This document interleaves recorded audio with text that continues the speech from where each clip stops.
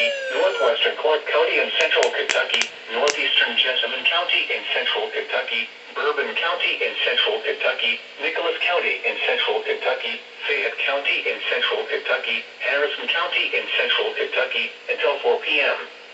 At 3:24 p.m., severe thunderstorms were located along a line extending from 12 miles northwest of Georgetown to near Cardinal Hill to near Veterans Park, moving northeast at 60 miles an hour. Hazard, 70 miles an hour wind gusts. Source, radar indicated.